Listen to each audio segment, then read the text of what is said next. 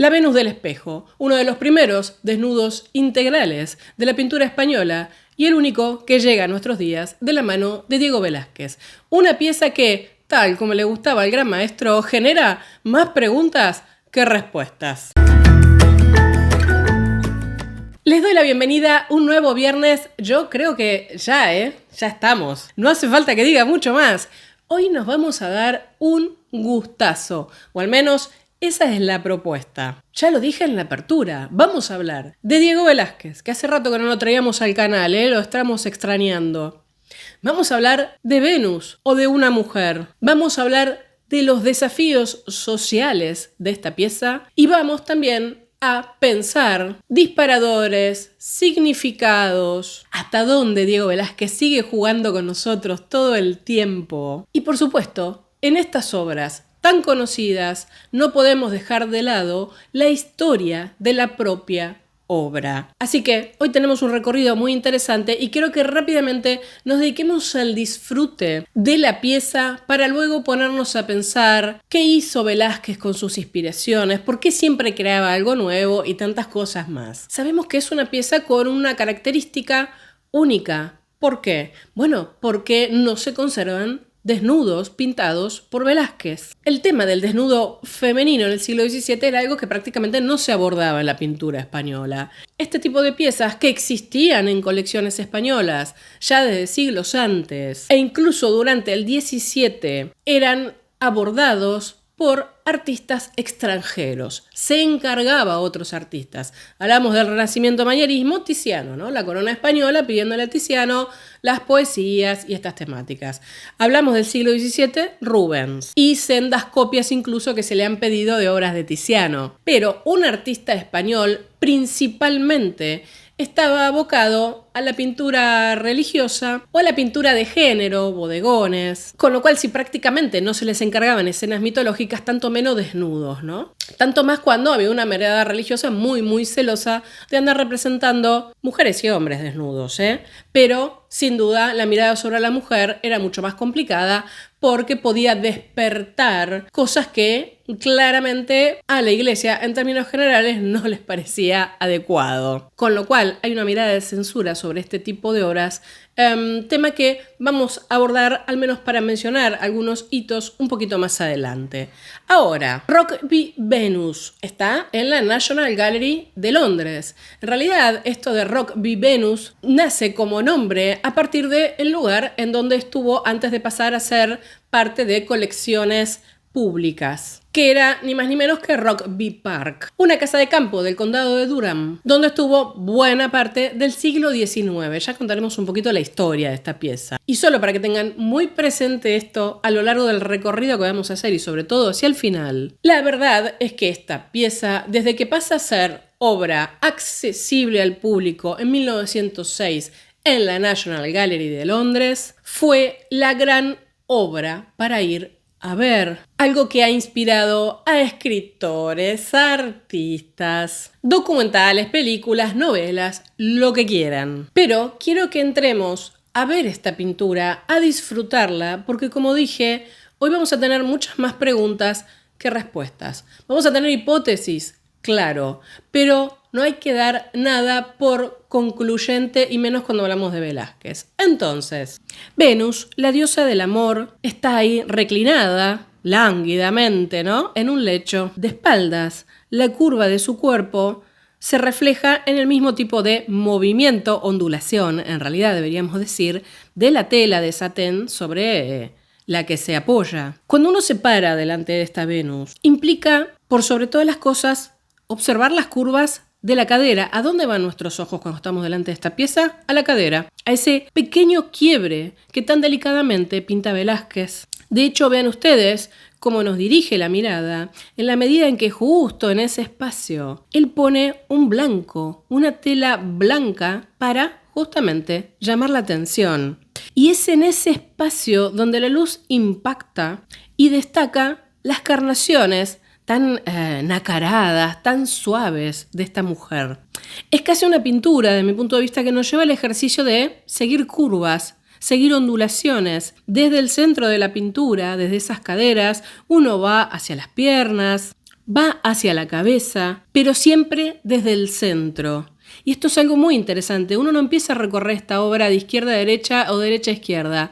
Es desde el centro hacia los costados. Y lo otro que seguramente a medida que hacemos este recorrido nos empieza a llamar la atención es que no es un desnudo explícito, es que no hay confrontación con el espectador en la medida en que primero la vemos de espaldas y cuando llegamos a su cabeza solamente vemos su pelo, no vemos su rostro. De hecho, noten ustedes cómo Velázquez marca con un rosado intenso el cachete, ¿no? Y ahí queda. Lo que sí sabemos es que cuando llegamos a la cabeza, por la posición en la que está ubicada, nos dirige la mirada para seguir. ¿Hacia dónde? Hacia el espejo. Y ahí decimos, ok, le podemos poner cara a esta Venus que no nos confronta. Y nos damos cuenta que nos está mirando a través del espejo. Pero, de nuevo, la tenemos que imaginar, porque se nos escapa. Somos conscientes de la mirada de ella sobre nosotros, pero no podemos distinguir los rasgos. Velázquez pone ahí la cara de una mujer completamente borrosa. Solo nos deja intuir que nos está mirando. Y ya tenemos que decirlo, ambigüedad. Ambigüedad es una de las claves de esta pintura. Ese mundo paradójico que siempre construye Velázquez en sus obras. Para cuando llegamos a ese rostro que tampoco podemos ver, bueno, ahí nos encontramos con un niño, vamos a decirle así, que sostiene el espejo, es decir, un pequeño, y podemos disfrutar un poco de lo que sucede arriba a la izquierda, ¿no? Pero de repente vemos que tiene alas. Entonces, no estábamos mirando a un cuerpo femenino desnudo o una mujer común y corriente, no estábamos mirando a un niño, sino que estábamos mirando a Cupido, que es el dios del amor y que es el hijo de Venus, es decir, esta mujer es un ser mitológico, información que Velázquez nos la da recién cuando recorrimos todo el cuadro y llegamos a las alitas de Cupido. Cupido está con el espejo delante de ella y el espejo tiene unas cintas rosas entrelazadas que se entiende que eran las usadas para colgarlo en la pared, ¿no? Anudadas en la parte superior. Las formas en que estas cintas cruzan la muñeca de Cupido han generado muchas interpretaciones, ¿no? Como una forma de aludir a una venda, uno de sus atributos, o a un grillete, ¿no? En la medida en que el amor no ve o el amor de alguna manera encadena a los amantes. Les cuento de todas maneras que a día de hoy sigue siendo un debate de por qué Velázquez se tomó el trabajo de destacar estas telas o agarraderas sueltas. También se entiende que si estas cintas, digamos, telas, son parte de Cupido, es decir, están del lado de él, serían un símbolo del amor que es vencido en algún momento por la belleza, ¿no? Por la belleza de lo que tiene delante, lo cual se reforzaría por eso de que estén sueltas, ¿no? Flojas. Han sido vencidas las ataduras. Volvamos un poquito al reflejo de Venus. No podemos ver quién es realmente y de hecho esto genera muchas formas de pensar la pieza. Por un lado sí sabemos que Velázquez claramente quería asegurarse de que la diosa, la personificación de la belleza femenina, no fuera una persona identificable, ni en ese momento ni nunca. Esto hace que el espectador, nosotros que seguimos parados delante de este cuadro, tengamos que completar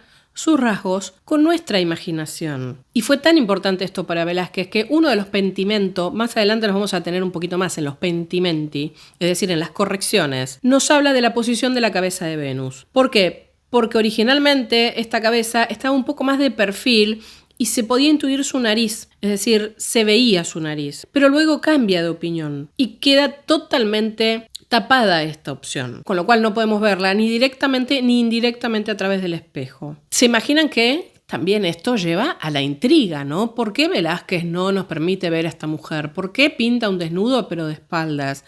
¿Por qué en el espejo no nos da ningún tipo de información? Esto llevó a que muchos especularan. Por ejemplo, Natalia Wallace piensa esta Venus y dice, esta es la clave para entender el significado oculto de la pintura, en el sentido de que no se pretende que sea un desnudo femenino concreto, ni siquiera se pretende que sea un retrato de Venus a la usanza habitual, sino una imagen de la belleza que está pensando, que está absorta en sí misma. Entonces, hay una relación que de alguna manera interrumpimos porque esta Venus se da cuenta a través del espejo que estamos nosotros, pero no nos brinda ningún tipo de dato. Esto es importante porque ha hecho pensar realmente en esta pieza, en su observación y en su disfrute, como una mujer.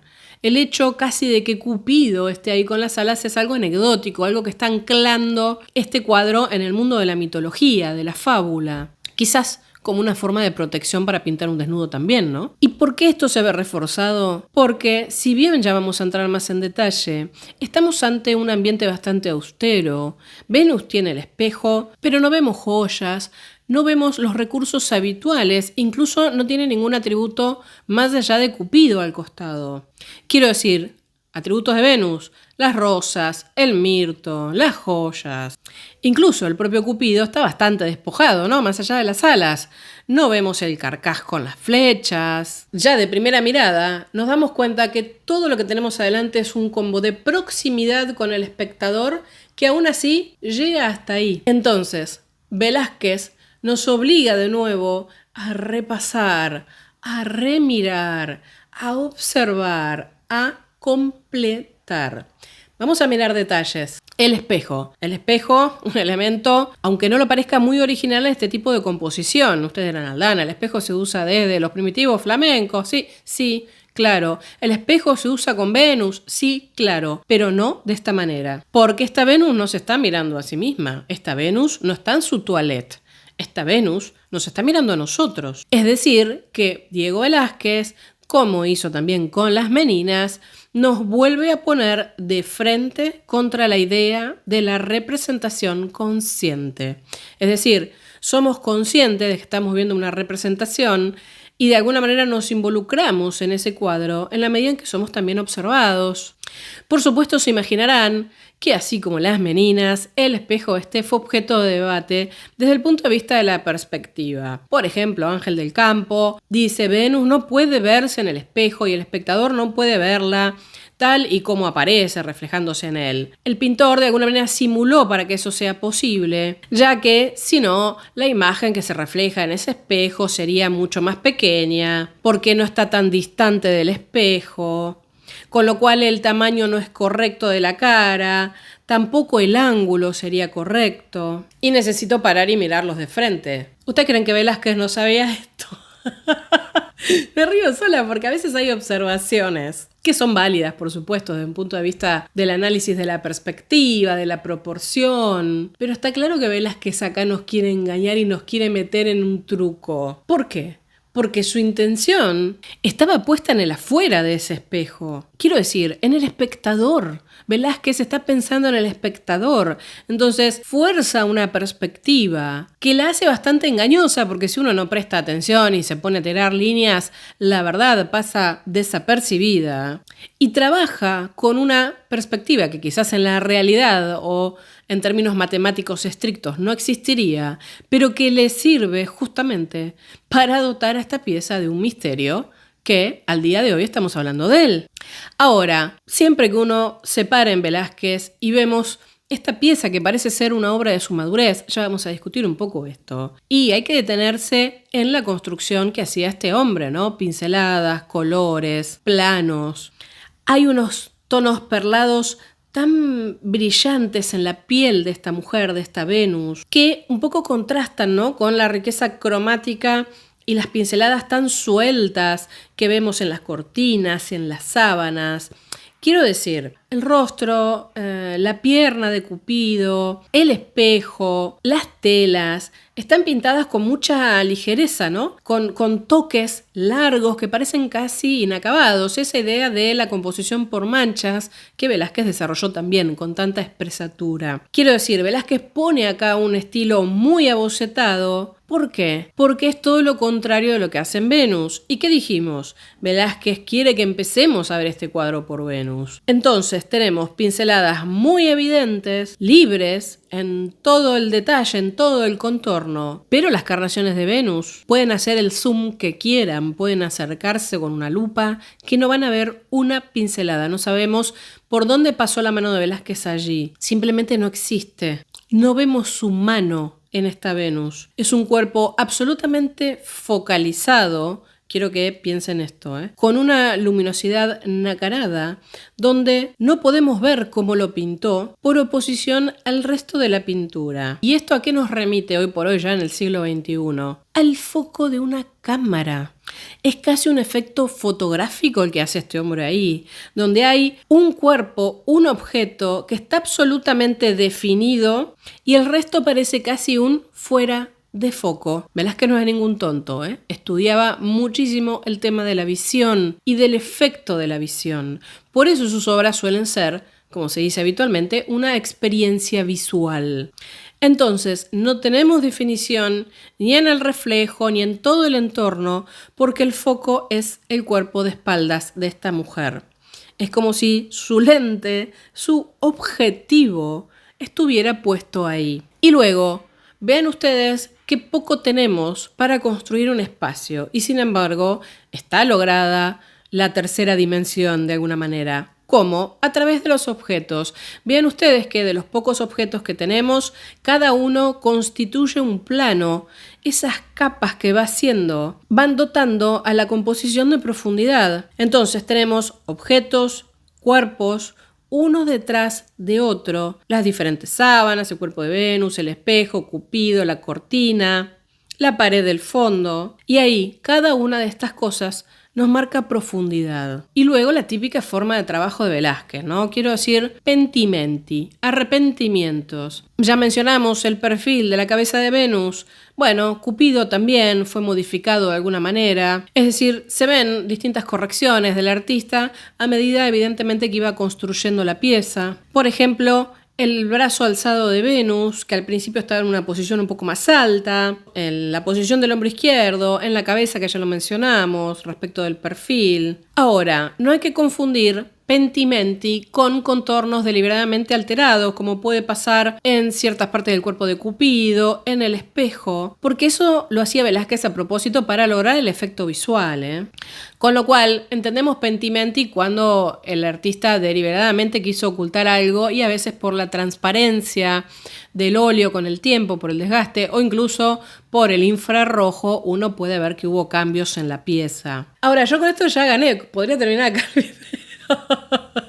Porque es éxtasis ver esta pieza, Pero tenemos bastante más para recorrer. Porque habitualmente cuando ustedes busquen información sobre esta Rock v Venus, bueno, van a ver que aparece Tiziano, Giorgione y las Venus reclinadas y todas las posibles inspiraciones que pudo tener delante Velázquez para trabajar sobre la pieza. Lo que interesa de esa recuperación no es tanto la inspiración de Velázquez, sino lo que Velázquez no hizo con todo esto, que de mi punto de vista es lo más enriquecedor, la verdad. Sabemos que las pinturas de desnudo, sabemos que las Venus reclinadas por sobre todas las cosas, bueno, durante el Renacimiento y el Alto Renacimiento, con Giorgione y con Tiziano tuvieron como un puntapié inicial increíble, ¿no? Hemos hablado de eso aquí y no me voy a detener en las piezas más conocidas en este sentido, porque los invito a ver el video. Pero sí quiero hacer hincapié en 3 o 4 puntos que nos van a llegar a las conclusiones de qué es lo que no hizo Velázquez. A ver, dijimos, popularización de la Venus desnuda en la Venecia del siglo XVI, sí y mucho. Y sabemos que Velázquez tenía acceso a piezas de este estilo, ¿no? En la colección real. Y de hecho, si uno quiere, se puede ir hasta la antigüedad para ver poses reclinadas de cuerpos de figuras mitológicas que claramente podrían haber sido fuente de lo que termina siendo Velázquez luego. Pero sin ninguna duda todo el mundo pone el foco primero en los venecianos, ¿no? En las pinturas de desnudos de las Venus venecianas. Giorgione ahí a la cabeza inaugurando un poco toda esta historia con esta Venus dormida de 1510. Y también, por supuesto, las Venus de Tiziano, que tiene más de una. En general, en el caso de Giorgione la vemos en el exterior y en el caso de Tiziano solemos verlas en interior, con una ventana que se abre hacia el fondo, etcétera, etcétera. Es decir, unas Venus que también tienen mucha cercanía con lo cotidiano del momento y que, bueno, generaron sus sendos debates, ¿no? Por supuesto, no fueron estos los únicos, tendríamos que también hablar de Palma el Viejo y de todos los seguidores de Tiziano y de Giorgione. Pero más allá de las famosas Venus reclinadas, la otra tipología de Venus es la Venus en su toilette, es decir, la Venus con un espejo. Entonces, conocemos la cercanía de Velázquez, el atractivo por la pintura veneciana y también por el colorismo, no solamente de Tiziano, sino de Rubens, ya como un contemporáneo.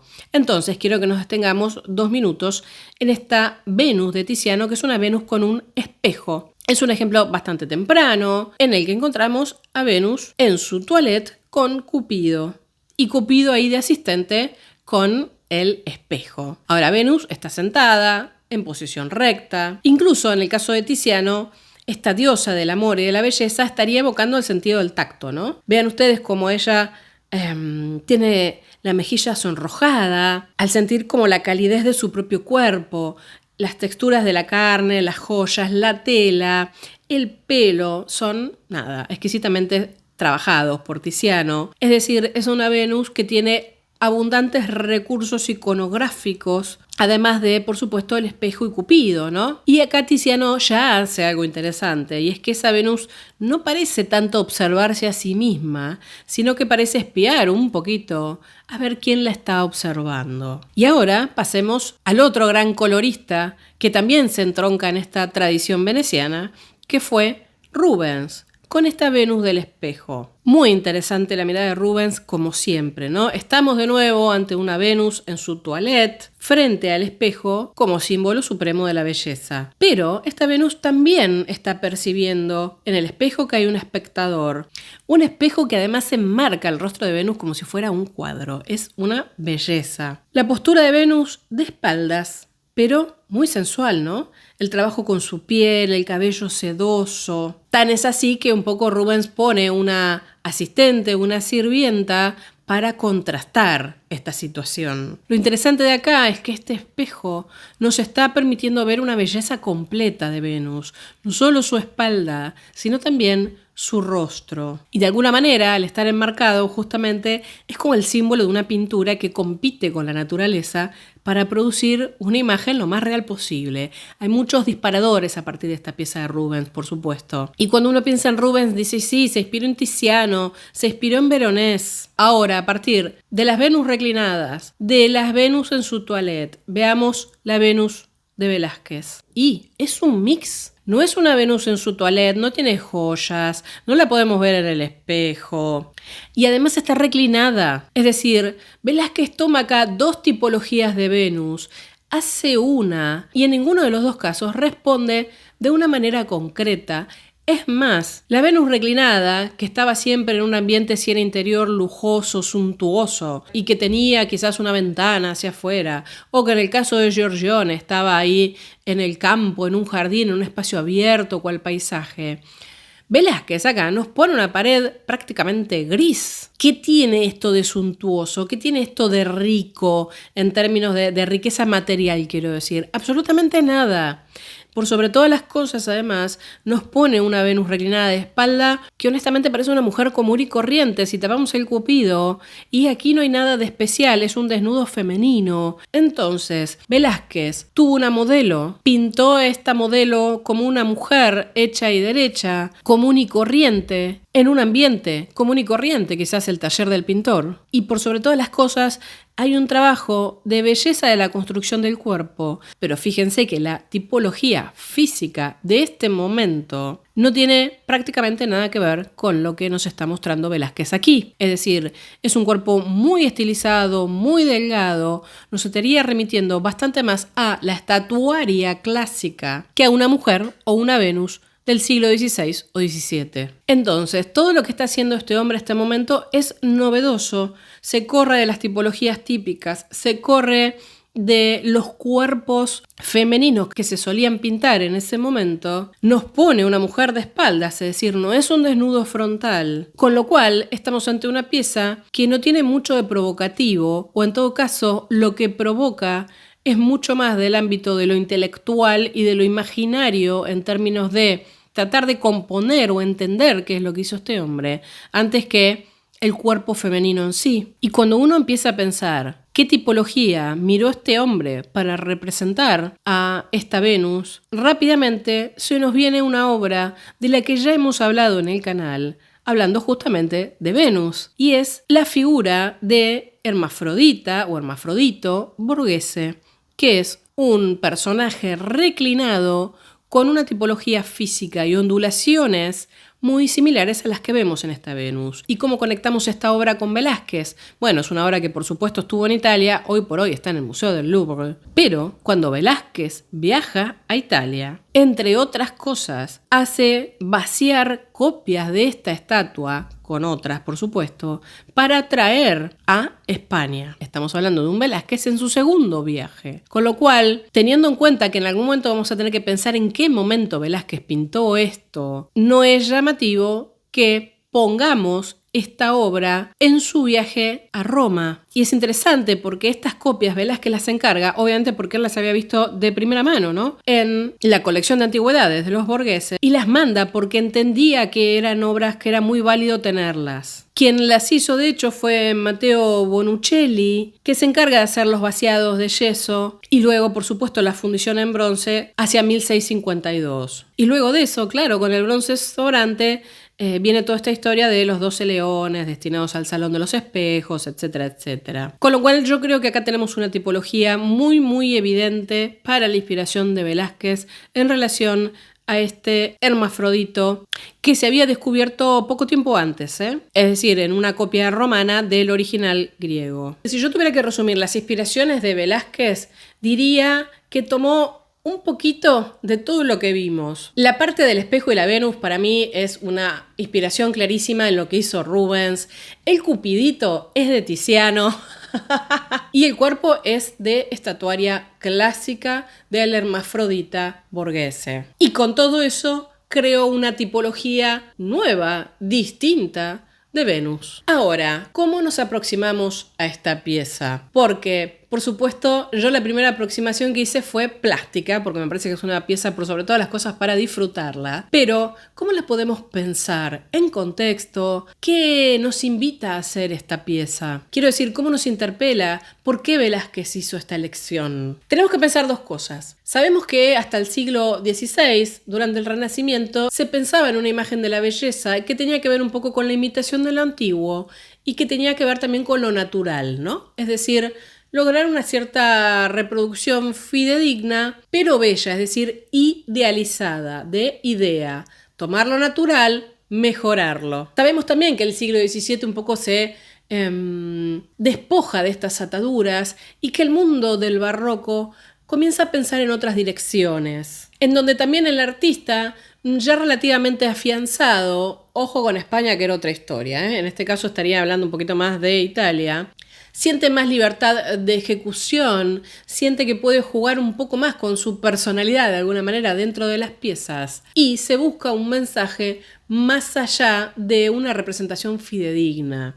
Se busca expresar, movimiento, intensidad, sentimiento, reflexión, todo un poco producto del avance de las ciencias y de cierto corrimiento en la relación ciencia-arte. Ya no es como en el Renacimiento, donde había que recurrir a la ciencia para hacer arte, perspectiva matemática, tratado de Alberti y todo eso, sino que estamos ante un arte que despega un poco y que no necesariamente tiene que atenerse a determinadas normas científicas. También sabemos, y dije, ojo, cuidado con España, que el rol del artista, la mirada sobre el artista, todavía estaba en pleno debate en esta cosa de artesano, el que hace con las manos, e intelecto. Y que Velázquez luchó y se hizo cargo a través de su obra de estos debates para demostrar que la pintura era una cosa mental, como decía Leonardo. También sabemos que Velázquez era un hombre culto, que tenía una buena biblioteca, no es poca cosa, y que en su biblioteca no dominaba tanto, digamos, la cosa de la fábula, sino que más bien tenía libros matemáticos, científicos, anatomía, mecánica, medicina, perspectiva, historia, por supuesto. Algo que hace que su biblioteca para los estudiosos de Velázquez tenga más que ver con la cosa técnica antes que con la cosa humanista. Esto conecta muy bien con un Velázquez que prácticamente desde muy temprano en su carrera se escapa de la idea del idealismo y busca transformar sus obras en experiencia. Y si pudo hacer todo esto, es porque él era parte prácticamente de un entorno privilegiado. Dijimos, pintores de España, pintura religiosa, bodegón, alguna escena de género, no pidas más. El resto se encarga afuera. Velázquez, si bien no es lo más abundante, porque este hombre hacía de todo, no tenía tiempo, hizo pintura mitológica, hizo pintura de historia. Y se dio los gustazos que no se podía dar nadie, porque está claro que para que Velázquez pinte un desnudo de este estilo, de alguna manera sabía que iba a estar protegido. Y si bien el barroco, el siglo XVII, recurre fuertemente a la mitología, como también se hizo en el XVI, pero más ampliamente, para entender el mundo de los dioses, para ver cómo esos dioses conectan con las pasiones humanas, y que estamos en una corte de Madrid muy culta, en donde incluso la mitología se usa hasta para la comedia. Bueno, ahí Velázquez dialoga muy bien con las obras teatrales, con las novelas, con todo lo que estaba circulando en el mundo de la corte española, que claramente no estaba tan sujeta a las sendas restricciones que proponía la Iglesia. Ahora, no creo yo que hay que ver en Velázquez algún tipo de ironía o de burla en sus obras mitológicas, como se suele plantear desde mi punto de vista de una manera muy liviana. Quiero decir, los borrachos, las hilanderas, las meninas, esta Venus, no responden desde mi punto de vista a una burla o a un sarcasmo, sino a un objetivo de Velázquez que era: te quiero demostrar que soy un tipo intelectual, que manejo tus códigos y que te puedo incluso engañar. Por eso las obras de Velázquez responden mucho al siglo XVII y responden mucho a su situación concreta. Quiero decir, uno puede entrar y disfrutar de una Venus, pero luego puede poner capas de sentidos. Los invito a ver el video de las hilanderas. Uno puede entrar a la pieza de las hilanderas y decir, es una fábrica de tapices, como se creyó durante mucho tiempo, hasta que uno le pone más capas de sentidos y dice, ¿qué hay ahí atrás? ¿Esto es una fábula? ¿Esa es Aracne? Entonces, ojo con tomar a Velázquez a la ligera. Recomendación para la vida. Y próximamente vamos a hacer un curso sobre Velázquez que me gustaría, por supuesto, contar con la participación de todos ustedes. Para cerrar esta idea, porque llevo hablando un montón y todavía no entramos a la historia de la pintura, yo creo que tenemos que pensar acá como una serie de sentidos que se despliegan a partir de la pintura, que no están cerradas, es una pintura polisémica. Perdón que se me va un poco la voz por momentos, pero creo que no se escucha muy gravemente. Pronto estaré repuesta, lo prometo. Y para centrarme en la Venus, una de las cosas más atrapantes en términos de significado es ver esta representación de la belleza femenina que nos remite a una diosa, pero que nos deja a mitad de camino para descubrir cosas nuevas. Hacia el final, para resumir, voy a decir cuál es mi punto de vista. Ahora, datación de esta obra e historia de la propia pieza. ¿Por qué? Bueno, está en Londres, dijimos, ¿no? No es una de las típicas piezas que se entiende Velázquez habría hecho por pedido del rey, como buena parte de la pintura mitológica que está hoy por hoy en colección del Museo del Prado. Si uno ve la información de National Gallery y los expertos de National Gallery y los expertos de Velázquez, no tienen la menor idea. Quiero decir, hay alguna aproximación que se cree que fue o un poquito antes, o durante, o un poquito después del segundo viaje de Velázquez a Italia. El segundo viaje de Velázquez a Italia fue en 1649 y estuvo allí hasta 1651. Ahora, se dieron una serie de investigaciones bastante interesantes y hoy por hoy se cree que esta pieza estaba registrada en un inventario, miren, de un pintor absolutamente menor que se dedicaba al comercio de arte en Madrid en el mismo año 1651, que se llamaba Domingo Guerra Coronel. Sobre esto vamos a volver. Y ahí aparece una descripción de una pieza como mujer desnuda, pero no se referencia a Velázquez. Poco después sí se sabe que la obra es adquirida por un coleccionista de arte que es Gaspar de Haro. el séptimo marqués del Carpio y de Eliche. Y se entiende que en su colección esta obra hacía pareja también con una Venus veneciana que se miraba de frente.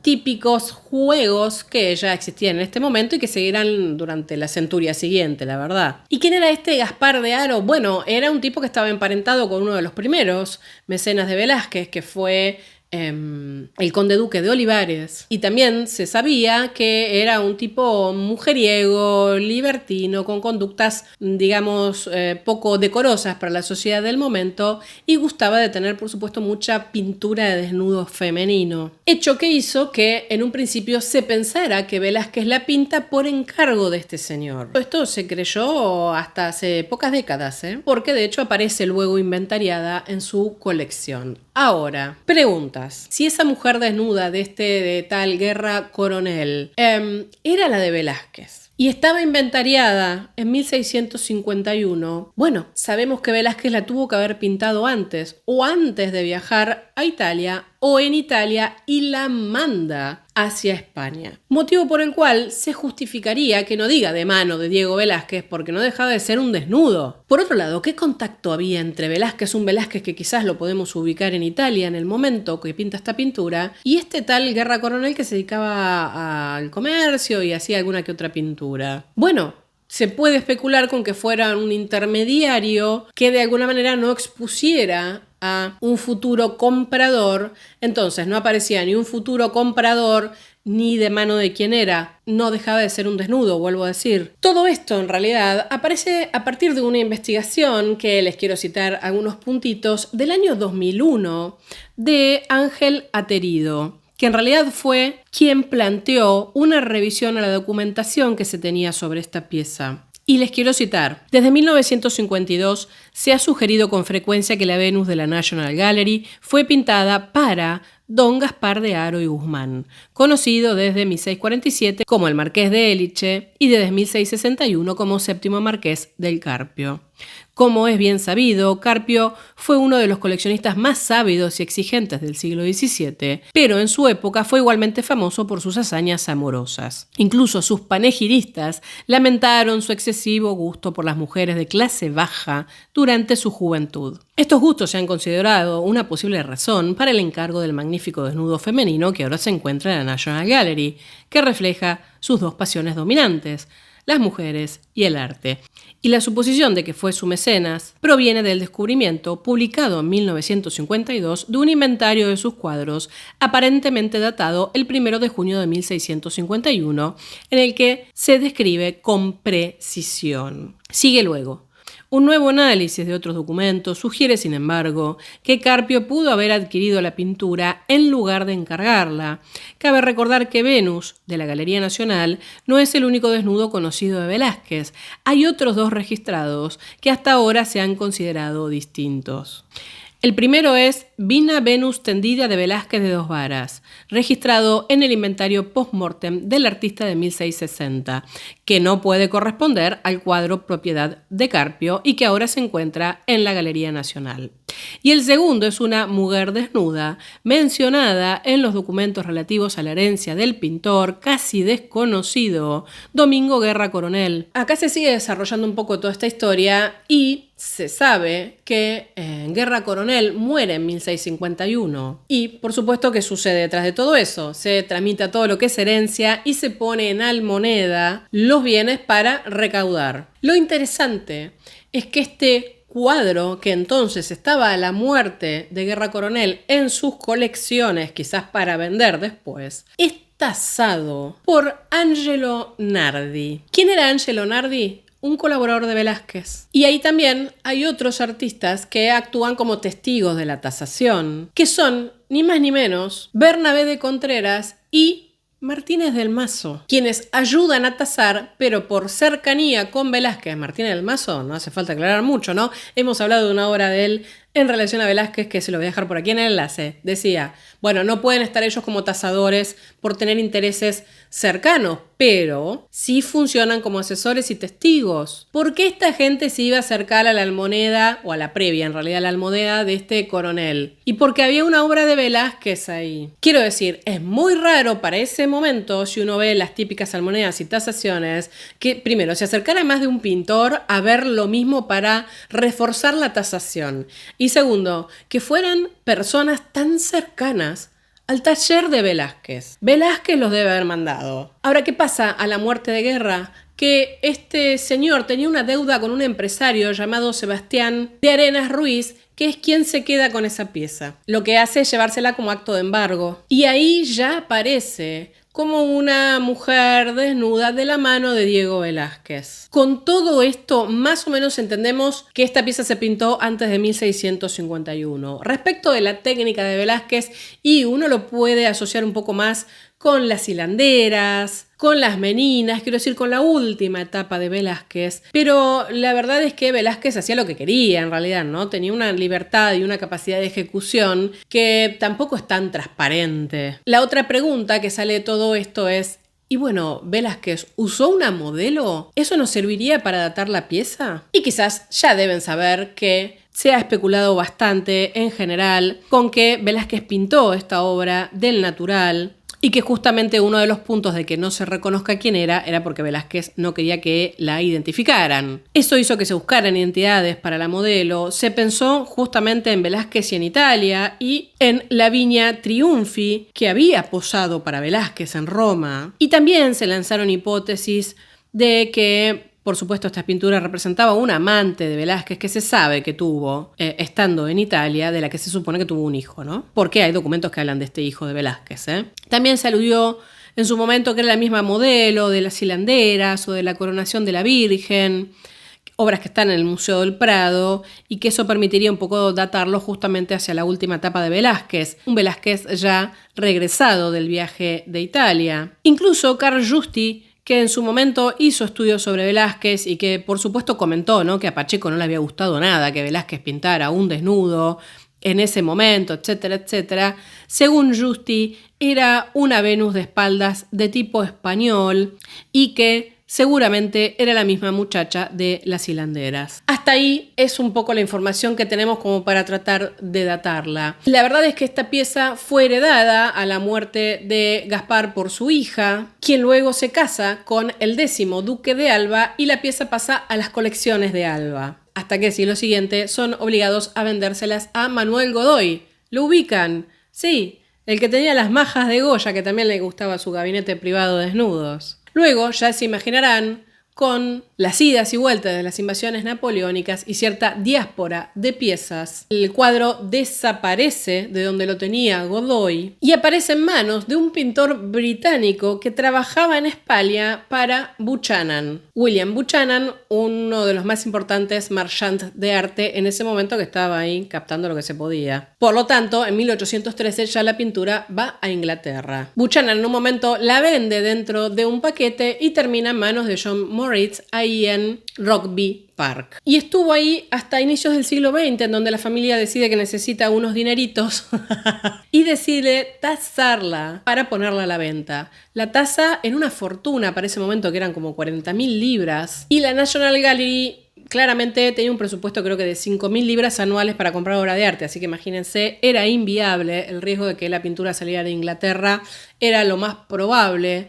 Y ahí, bueno, un poco de las primeras acciones que hace el fondo de compra para la National Gallery implicó justamente tratar de recaudar todo este dinero para comprar la pieza. Y fue algo muy sonado, es decir, fue algo que apareció en todos los medios, ¿no? ¿Cómo hacemos para que no se vaya la Venus del país? A punto tal que en su momento el rey Eduardo VII aporta 8.000 libras para seguir gestionando este fondo y poder adquirirla, algo que se logró. Este dato es importante para seguir con la historia de la pintura. Lo cierto es que esta Venus, al estar de alguna manera tan aislada, es decir, recién se empieza a hacer pública en términos más genéricos en el siglo XX, no es una Venus que haya tenido muchas consecuencias, muchos impactos en realidad inmediatos en el resto de la pintura, porque fue una obra que prácticamente no tuvo diálogo con otras colecciones. Y Velázquez tampoco fue un artista que tuvo, sucesores inmediatos. Su figura se empieza justamente a recuperar, a valorar y a ponerlo ahí como en la cabeza del Parnaso de la escuela española en el siglo XIX más fuertemente. Momento en el que los británicos, los alemanes, los franceses y demás, todos, ¿no?, empiezan a ir a España para conocer ese lugar indómito, un poco objeto de orientalismo en el fondo, y descubren a un Velázquez increíble, auténtico para ellos, que les permitía trabajar con técnicas y composiciones por fuera del típico estilo académico que reinaba en ese momento. Ahora, cuando la pieza se empieza a exhibir en National Gallery y la gente había leído tanto de que casi perdían su Venus, etcétera, etcétera. Bueno, nada, fue una de las piezas más visitadas y al día de hoy creo que lo es también. Y fue tan importante que incluso algunos artistas británicos, como William Blake Richmond, en un discurso que hizo en la Academia en 1910 dijo: para mí esto no es original, esos pigmentos no son de ese momento, o sea, generó hasta incluso debates. Es cierto que, creo que no lo comenté, ese gris perlado que vemos en la tela de Venus era más bien un bordó, era un color con otra intensidad. Estamos en 1910, hace 4 años que se exhibe la pintura y que se hizo todo este revuelo de juntar dinero, y en este mismo momento está pasando algo paralelo en el mundo de lo social que tiene que ver con la lucha de las mujeres por conquistar el sufragio, por tener oportunidad de opinar y decidir sobre sus propios destinos y sobre los destinos del país en donde viven. Eso lleva a que en 1914 esta Venus sea atacada en la propia National Gallery. El 10 de marzo de 1914, Mary Richardson, una sufragista militante británica de origen canadiense, se para delante de esta pieza, la observa y saca un hacha corta de carnicero para atacarla, rompiendo parte del cristal y generándole importantes cortes. Se entiende que esta mujer hizo esta acción para llamar la atención sobre el arresto de una compañera de ella, que era Emmeline Pankhurst, algo que había sucedido el día anterior y cuyas expectativas de que sea liberada eran nulas. Se imaginarán que los medios se hicieron eco rápidamente de todo esto, incluso también con informaciones un tanto falsas y tergiversadas. Yo solo quería citarles algunos puntitos de El Times, que cuenta un poco la historia de esta manera, ¿no? La famosa Roque Velázquez, noten que dice Velázquez, ¿no?, conocida puntualmente como la Venus del Espejo, que se presentó a la Galería Nacional en 1906, fue mutilada ayer por la mañana por la prominente sufragista militante Mary Richardson. Richardson atacó la pintura con una pequeña cuchilla de hoja larga y estrecha, similar a las utilizadas por los carniceros, y en pocos segundos le infligió daños graves, sino irreparables. Debido a este ultraje, la Galería Nacional permanecerá cerrada al público hasta nuevo aviso. Y el relato del ataque. La señorita Richardson, que fue liberada bajo la ley del gato y el ratón, Cat and Mouse Act, en octubre pasado y no ha sido arrestada nuevamente, visitó la Galería Nacional alrededor de las 11 de la mañana de ayer. Es una mujer pequeña, vestida con un abrigo y falda gris ajustados. Permaneció de pie frente a la Venus del Espejo durante unos instantes, aparentemente contemplándola. Nada en su apariencia ni en su comportamiento despertó las sospechas del encargado uniformado y de un agente de policía que estaban de servicio en la sala, a unos 7 u 8 metros de ella. Lo primero que pensó el encargado al oír el estallido de cristales fue que la claraboya se había roto, pero un momento después vio a la mujer atacando furiosamente el cuadro con un hacha que, se supone, llevaba oculta bajo la chaqueta. Corrió hacia ella, pero el suelo pulido y resbaladizo lo retrasó un poco. El agente llegó primero a la mujer y, agarrándola por el brazo derecho, le impidió seguir haciendo daño. Se dejó llevar discretamente a la oficina de inspectores, dirigiéndose a algunos visitantes de la galería, que mientras tanto se habían reunido, dijo: «Sí, soy sufragista. Pueden conseguir otro cuadro, pero no pueden conseguir una vida, ya que están matando a la señora Pankhurst». Bueno, Richardson fue sentenciada a 6 meses de prisión, el máximo permitido por la destrucción de una obra de arte en ese momento. Y hay algo que a mí me interesa rescatar de todo esto, y es una declaración que hizo ella en su momento. He intentado destruir la pintura de la más bella mujer en la historia de la mitología como una protesta contra el gobierno por destruir a la señora Pankhurst, quien es la persona más hermosa de la historia moderna. Quiero decir, sobre este ataque que ha pasado claramente a la historia se ha hablado muchísimo, pero yo creo que hay algo acá importante por sobre todas las cosas. Y es que Richardson ataca a la Venus, no por ser Venus, no por ser hermosa, no por la sociedad patriarcal y machista que exhibe cuerpos, sino para llamar la atención, porque era una obra de alto perfil y lo que ella quería era primero que liberaran a su compañera y que les dieran el derecho a votar. ¿Por qué aclaro esto, aunque es bastante obvio respecto de lo que estuvimos viendo de la historia? Porque habitualmente se ha puesto a esta mujer, tergiversando los hechos de alguna manera, a la cabeza de una lucha feminista contra la sexualización de la mujer, contra la explotación de los cuerpos, etcétera, etcétera, que nada tiene que ver con el momento político y con la lucha de estas mujeres. ¿Por qué la Rock Venus? Porque era llamativa, porque había estado en todos los medios desde 1900 y tanto para poder adquirirla, porque el rey había puesto plata y porque era una de las obras más visitadas de la National Gallery. Si hubiese estado la Gioconda, la pobre Gioconda que la han atacado de todas las maneras posibles, en la National Gallery, ¿ustedes qué creen? Y habría ido a dar un par de hachazos a la Gioconda, no a la Venus de Velázquez.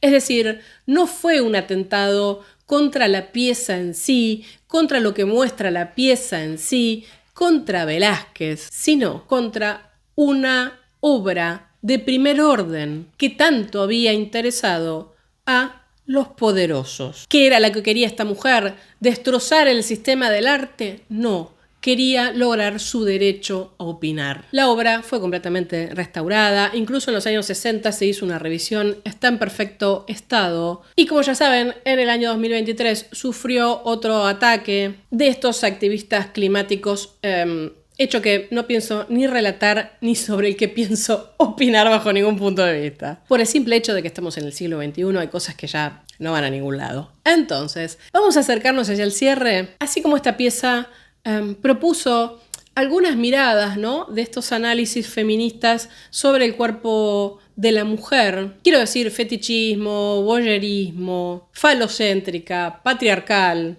Edward Snow planteó en su momento, y a mí me parece una mirada bastante interesante, creo que hace sentido, plantear a esta Venus de Velázquez, casi diría en algún punto, como el aspecto contrario, ¿no? Primero, porque nosotros no podemos saber quién es esta Venus, esta mujer, pero ella sí nos puede mirar, transformándose esta mujer, esta diosa, en la verdadera espectadora. Pero, para hacer honor a lo que dije en algún momento y hablar de los disparadores que nos plantea esta fórmula tan plástica que usa Velázquez, un poco sigo a lo que dijo en su momento Henrietta Harris, que marcando justamente esta ambigüedad que nos propone Velázquez, poniéndonos una mujer, una Venus sin rostro, nos está desafiando, nos está proponiendo tener una participación activa para que nosotros pongamos rostro a un personaje en tanto modelo de belleza ideal. Y esto es muy interesante porque la belleza no es igual para todos. ¿Cómo debe ser la diosa del amor? ¿Cómo debe ser aquella mujer que se plantea como modelo de belleza? Esa es la parte que tenemos que cumplir nosotros como espectadores, y de ese sentido me parece una obra profundamente democrática. Velázquez dio acá un paso increíble. Entonces, hasta aquí la entrada del día de hoy. Espero que lo hayan disfrutado. Siempre que hablo de Velázquez, que es uno de mis grandes artistas de estudio, en general me la paso bárbaro. Y espero haber logrado transmitir eso. Desde ya, si me acompañaron hasta este último minuto, les agradezco, por supuesto. No olviden de apoyar este contenido a través de un me gusta, a través de sus comentarios, a través de compartirlo. Por supuesto, estaré muy interesada leyendo sus opiniones de esta pieza, si es que les pude aportar algún dato, alguna mirada, porque es una obra bastante conocida. Y ya saben, tienen mis contactos de redes, página web, toda la información en la caja de descripción. Nos vemos el próximo viernes. Adiós.